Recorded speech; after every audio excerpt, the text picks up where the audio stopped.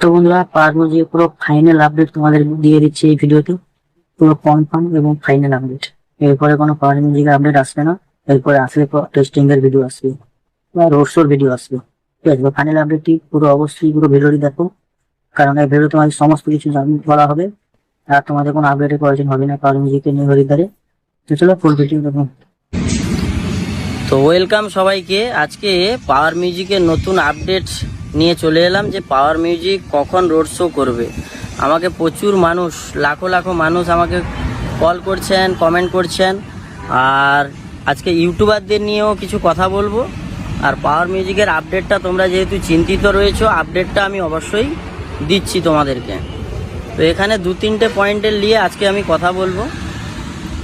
তো প্রথমত হচ্ছে, অনেকে কমেন্ট করে বলছো যে পাওয়ার মিউজিক কি সেভ আছে, কি রানিং হবে হরিদ্বারে।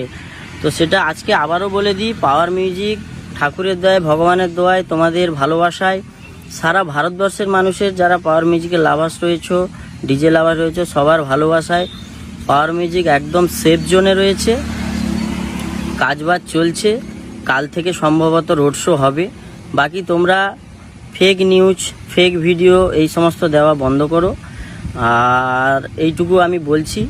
আর দ্বিতীয় কথা হচ্ছে, অনেকে কমেন্ট করে বলছো যে তুমি পালিয়ে এলে কেন, কী ব্যাপার, হ্যান ত্যান। আমি অ্যাকচুয়ালি, আমার টিকিট ছিল 20 তারিখে। আমি অ্যাকচুয়ালি গেছিলাম রোড শোটা শুরু হলে তারপরে সব কিছু মিটিয়ে চলে আসবো, কিন্তু আমাদের সঙ্গে একটা দুর্ঘটনা হয়েছিল ছোট করে, তোমরা জানো সবাই। তো আমি কিন্তু সব রেডি করে, সেটেল করে, সেটা বাইরে বের করে কমিটির সঙ্গে কথা বলে বহু মানুষ আমাদেরকে হেল্প করেছেন। কমিটির দাদাভাইরা তো মানে কি বলবো, মানে ওরা যথারীতি কান্নাকাটিও করেছে দুঃখে। তো আমি 5-6 দিন রাস্তার উপরে বসেছিলাম ভাই, ঘুমাইনি, খাইনি। তো ওই সব কষ্টের কথা বলে লাভ নেই। বাকি তোমরা সব সময় সাপোর্ট করেছো, এটা সব থেকে বড় ব্যাপার। পাওয়ার মিউজিককে মন দিয়ে ভালোবাসো।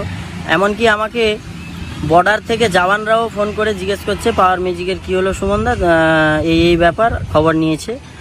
তো এইটুকু বলি, পাওয়ার মিউজিক সেভ আছে একদম, পাওয়ার মিউজিক বাজবে, কাল থেকে রানিং হবে। কিন্তু এইটুকু অনুরোধ, কেউ কোনো ফেক নিউজ ছড়াবে না, বা কোথায় ফিটিং হচ্ছে, কি ব্যাপার, কোনো জানারও চেষ্টা করো না। তোমরা যদি সত্যিই চাও যে পাওয়ার মিউজিক বাজুক হরিদ্বারে, কোনো জানারও চেষ্টা করো না। বা যারা আমাদের এইখান থেকে ইউটিউবার দাদারা এখনও আছেন, আমার সঙ্গে কথা হয়েছে, সবাইকে বলেছি আপনারা রুম টুম ভাড়া নিয়ে থাকুন, অন্যান্য ভিডিও করুন। যখন রানিং হবে, রানিং যে জায়গাটায় হবে সেই জায়গার আমি অ্যাড্রেস তখন বলে দিব। আপনারা তখন সেখানে গিয়ে অবশ্যই ভিডিও করেন, ছাড়েন, কোনো অসুবিধা নেই। ওই আগে যে পুলিশ ধরছিল, যেদিন অ্যাক্সিডেন্ট হয়েছিল তার আগে যে সেট আপ রেডি হয়েছিল, কিছু ইউটিউবার ভিডিও করে ছেড়েছিল।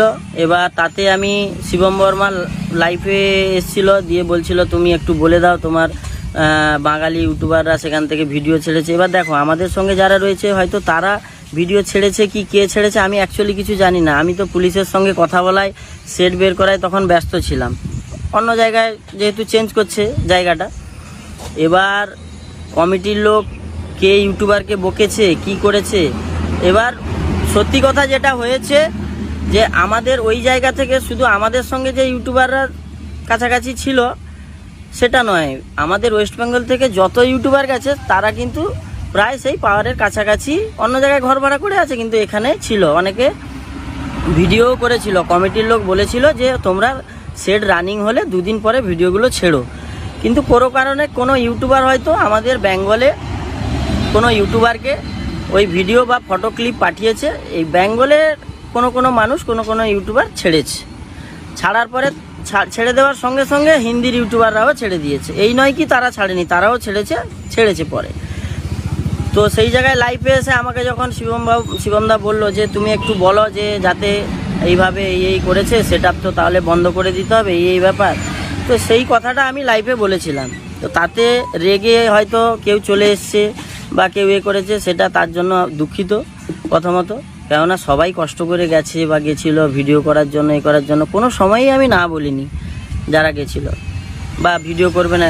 শুধু বলা হয়েছে কি যে পরে ছাড়বে। তো যাই হওয়ার হয়ে গেছে। তারপরে একটা অ্যাক্সিডেন্ট হয়েছে, তারপরে আবার সেট বের করে মোটামুটি ঠাকুরের দয়ায় যে কোনো জায়গায় হোক ফিটিং হচ্ছে। তোমরা কিন্তু কোনো কোথায় ফিটিং হচ্ছে কি ব্যাপার কোনো জানারও চেষ্টা করো না। যদি মন থেকে পাওয়ার মিউজিককে ভালোবাসো বা যদি চাও যে হরিদ্বারে বাজুক।